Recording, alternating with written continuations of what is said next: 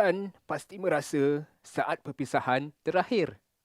Dunia yang fana akan ditinggalkan, hanya amalan yang dibawa. Assalamualaikum dan salam sejahtera diucapkan kepada anda yang tentu saja sedang mendengarkan dan juga menyaksikan Borak Tengah Lapar bersama-sama kami, AP, Samsul Debat, Ustaz Samsul Debat dan juga Abang Saiful Apek kita. Alhamdulillah. Ya. Itulah makin teruk suara saya, Ustaz. Itulah puasa makin Puasa. nak menuju raya ni macam itulah. Betul. Kalau Kan? kita tak pernah sakit, kita takkan rasa nikmat sihat. Betul. Betul. Itulah sama-sama doakanlah Ustaz saya InsyaAllah. Subhanallah. InsyaAllah. Tapi sebenarnya kalau tak cakap orang tak tahu pun Tak tahu, sakit. Kan? Tapi okey. Macam nasi belahan kan.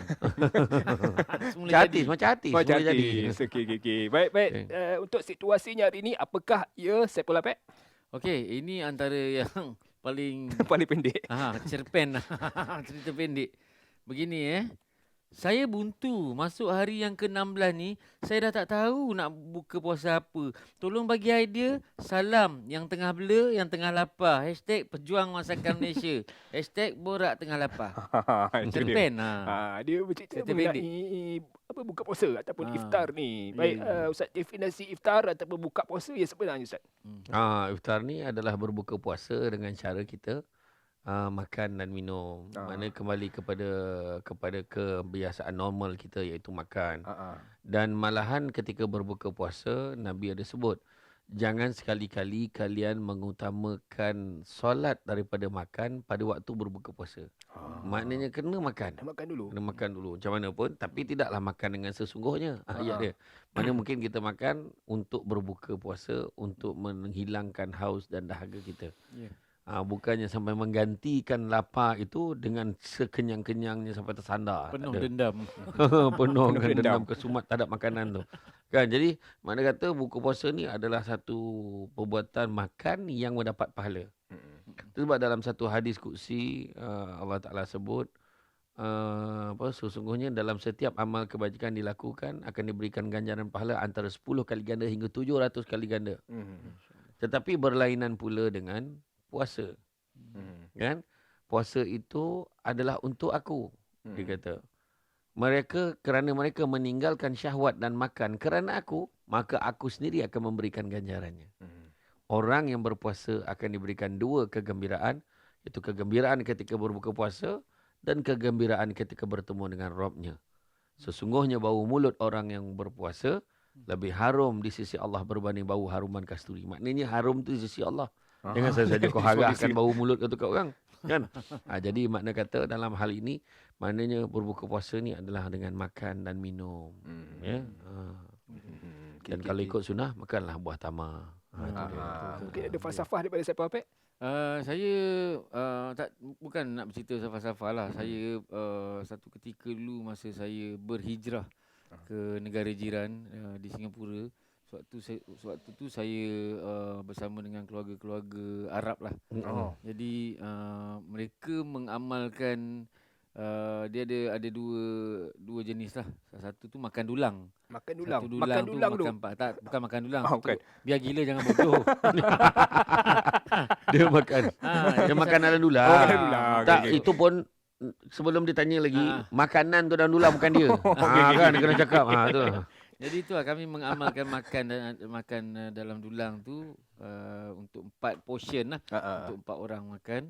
Dan lagi satu kalau secara macam bila saya dah balik ke sini tu mungkin dah tak dapat lah suasana tu kan. Tapi saya mengamalkan setiap kali bila berbuka puasa tu bubur lambuk. Bubur lambuk dengan beberapa ulas kurma dan minuman panas. Memang saya dah praktiskan diri saya. So tidak ada istilah atau ruang dah sampai tak ada idea nak makan apa. Sebab konteks kita cerita kan sampai diorang ni sampai dah tak ada idea nak buka apa. Banyak orang cakap bila Ramadan je ingat bazar. Ingat Ramadan, ingat bazar. Jangan lupa barzah, bukan bazar. Barzah. Malahan kalau kita tahu Nabi macam kita sebut dalam episod yang sebelum ini, macam mana Nabi kita ketika lepas asar dia lebih mempergiatkan amal ibadahnya sebab dia tahu sekejap lagi dah nak berbuka puasa. Sebab pahala di siang hari kita beribadah berbeza dengan malam. Dan kemudian Nabi bila dah nak berbuka puasa baru dia duduk dekat dekat dapur tu, dia tanya isteri dia, apakah makanan yang ada untuk malam ini wahai isteriku? Kemudian isteri dia kata, ya Rasulullah, yang ada cuma buah tamar dan air masak. Dan Nabi senyum. Nabi bersyukur. Walaupun makanannya sekadar itu. Dan macam saya tengok arwah ayah saya dulu, waktu dekat ke dalam buka puasa, bila azan je, baca doa, dia akan makan buah tamar, dia minum yang masak dan solat dulu. Dan kemudian, solat pun tak adalah panjang-panjang sangat. Dah habis tu cepat-cepat dia makan. Dia makan yang berat-berat supaya bagi masa untuk rehat sebelum isyak. Sebab kita ada lagi ibadah yang besar, tarawih yang kita nak buat selepas isyak nanti. Okey. Baik, itu ceritanya. Kita nak berehat dulu seketika dan kita akan kembali sebelah sini dalam Borak Tengah Lapar. Jom kita ikuti Borak Tengah Lapar. Alhamdulillah kembali kita semula dalam Borak Dulu Tengah Lapar. Okey, kita sambung balik perbincangan kita tentang beberapa isu sempurna bulan Ramadan ni lah. Ada yang bertanya, bulan Ramadan ni adalah bulan yang paling tinggi berlakunya pembaziran terutamanya makanan. Bagaimana? Apa komen Ustaz? Jadi memang betul lah. Kalau kita tengok, memang kalau menurut kajian pun 17,800 tan makanan dibuang oleh orang Malaysia setiap hari. Sebelum PKP lah. Sebelum PKP dulu. Dan kemudian yang keduanya 270,000 makanan yang 270,000 tan makanan yang belum diusik, dibuang pada bulan Ramadan. Ini menggambarkan satu perkara yang sangat menyedihkan. Dan kalau boleh saya share, ada dua perkara. Pernah satu ketika saya pergi ke dalam perjalanan nak ke utara, saya singgah dekat RNR Tapah. Saya singgah dekat satu restoran ayam goreng yang ada orang tua rambut putih pakai kacamata tu. Saya tak nak sebutlah jenama sebab dia tak taja program kita ni. Dan bila saya duduk, saya pergi makan. Lepas tu saya dengan kawan saya, kita orang order ayam, ambil 2 ketul apa semua. Lepas tu nak makan kat mana, nampak ada satu Mak Saleh. 4 orang Mak Saleh tengah duduk. Kita pun nak duduk, kita duduk sebelah dia. Mana tu boleh dengar dia cakap apa.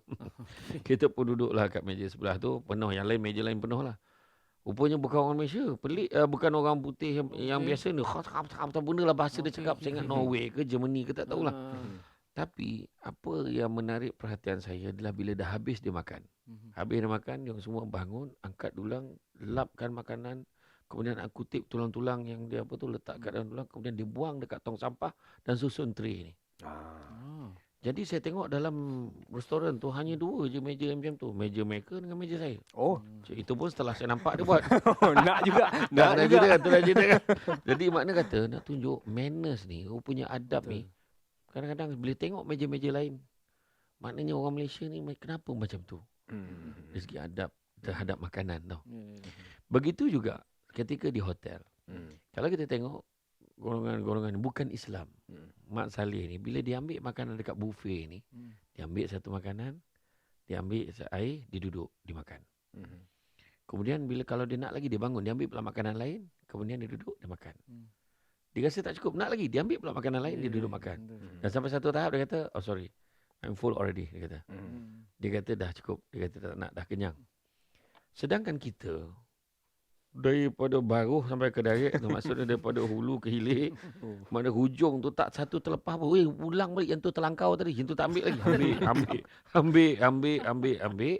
Dan bila duduk aja dekat meja makan tu, perjuangan belum selesai. Dia nampak pinggan kawan ni, mana kau rapek kambing tu? Asal aku tak nampak kambing tu, bangun lagi cari. Dan akhirnya bila susun kat atas meja, kita tahu makanan tu tak boleh dihabiskan.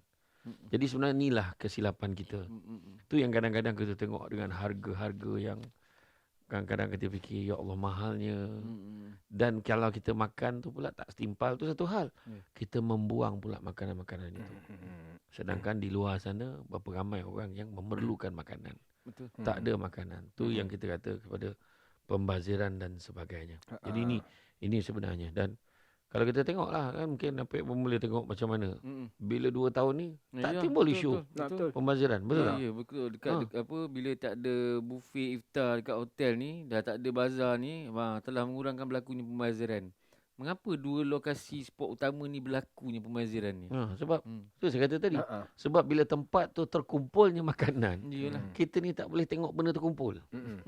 Benda terkumpul benda cari ni dia cari, dia kumpulkan. Dan dah terkumpul sudahnya tak habis.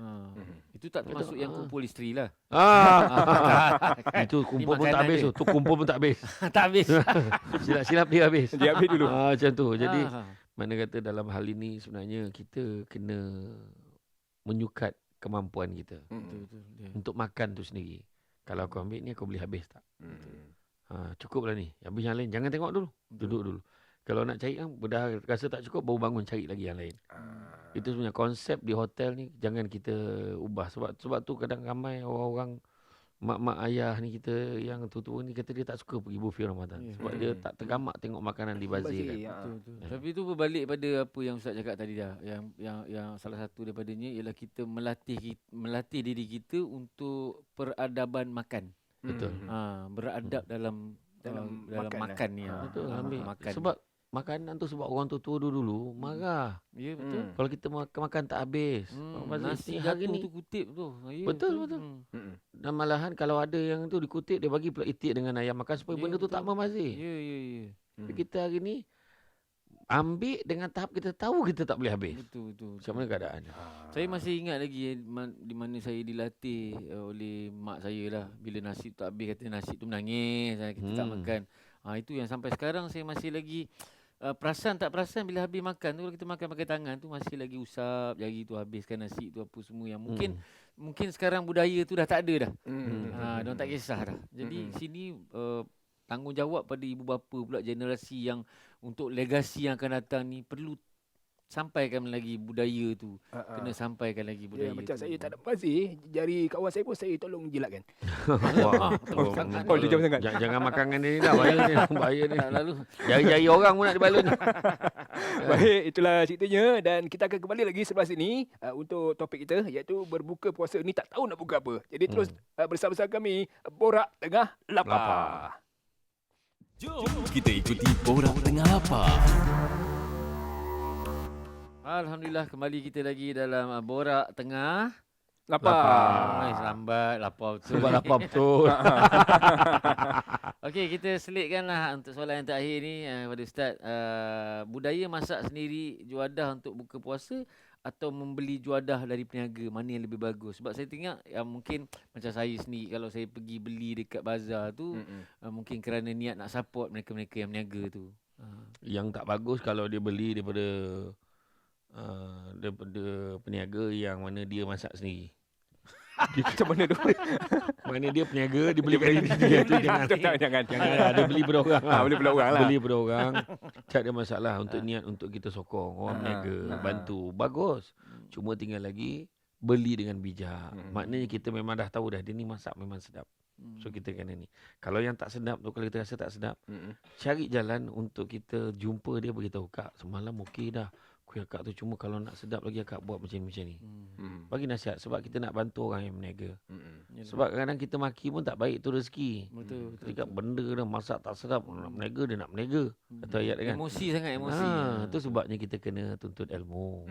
Tuntut ilmu kan. Orang kata kan kain songket benang sutera kan. Lilit sabalit buat selempang. Kan ilmu yang banyak jadi cahaya walaupun sikit menjadi terang. Jadi makna so dia belajar. So dia belajar, insya-Allah dia akan jadi lebih baik di masa ke semasa. Dia kata terima kasihlah beritahu. Tapi sebagai peniaga kena ikhlaslah, kalau ada orang tegur kena terima. Betul. Kadang ada peniaga tak boleh terima. Okey lah tu, kau tak suka jangan beli. Oh, sombong pula kan. Jadi sebenarnya tu sebab memang ini soalan yang baik lah, mana yang betul. Kalau yang kita boleh buat sendiri, buat sendiri. Tapi kalau buat sendiri menyebabkan kita penat badan, sampai kita tak boleh nak beribadah sebelah malam, jadi beli ajalah. Beli ajalah. Baik-baik. Pesan kat suami, bang belilah bang. Saya tak larat lah nak siapkan jodoh berbuka malam ni. Yalah, nanti abang beli. Macam tu lah kan. Macam tu. Baik, sebut mengenai iftar juga, ada juga pihak yang mengambil kesempatan menggunakan anak yatim lah, OKU lah sebagainya untuk menaikkan nama mereka. Macam mana pula Ustaz? Sebenarnya dalam tu memanglah kadang-kadang kita kena ingat budak tu jadi yatim bukan bulan puasa je. Kadang-kadang bulan puasa je panggil budak-budak tu. Untuk aja buka puasa bersama anak yatim. Menangis lah, siap keluar lagu semua insan keluar lagu tu. Jadi mana nangis kita menengoknya kan. Tapi habis je bulan puasa, esok raya dah tak yatim dah budak tu. Masalah tu kan. Jadi makna kata nak buat baik ni jangan tunggu bulan Ramadan saja. Jadi kalau nak mempromosikan sebab nak bantu dana anak yatim, tak ada masalah. Okey je. Tapi kalau untuk kepentingan peribadi dan hanya anak-anak yatim ini dieksploitasi, jadi kita elakkanlah berlaku perkara-perkara macam tu. Ustaz cakap balik pada niat. Balik pada niat kita. Inna malu bin niat. Tapi anak yatim pun tengok kan, kalau dah kanak-kanak umur 15 tahun ke bawah okeylah. Tapi kalau kanak 40 tahun tu Dah tak kira yatim Tak dah tu. yatim dah tu. Yalah, betul. Bapa orang lah tu kan. Jadi makna kata kita tengok keadaan dan bantu mereka sebaiknya. Sebab kita kena faham bahawa menyantuni anak yatim tu Nabi pernah sebut. Barang siapa yang nak dilembutkan hatinya, banyakkanlah menggosok-gosok kepala anak yatim dan memberi makan fakir miskin. Itu dalam apa ni kan, dalam ayat tersebut. Jadi makna buat baik, gosok kepala anak yatim, kata Nabi, gosok kepala anak yatim, bagi makan fakir miskin. Tolong mereka ikut kemampuan kita. Memang kita dituntut pun dalam ayat hablum minan nas, hablum minal alam, hablum minallah. Betul kan saya Ustaz kalau saya silap? Alhamdulillah, betul lah tu. Mana berbuat baik dengan Manusia, dengan alam. berbuat dengan alam kehidupan kita ni dan juga berbuat baik dengan sesama manusia. Itulah saya pun ada gosok kat kepada kawan saya, tapi dia kata dia bukan anak yatim, bapak dia nama yatim. Anak yatim juga Anak tu. yatim lah tu. Semua tu kan masuk kategori yang saya masukkan tadi lah. Hashtag Boleh juga- gosok kepala dia? Boleh. Boleh. Kalau dia memang gila dia gosok lah. Boleh. Aku dah risau dah daripada dia jilat jari orang, gosok kepala. Baik Ustaz. Baik, kesimpulan untuk topik kita hari ini Ustaz. Okey, topiknya sebagai kesimpulan lah. Kalau kita tengok hari ini sebenarnya dalam kita tak tahu nak buka puasa apa, lebih bersederhana itu lebih baik. Betul.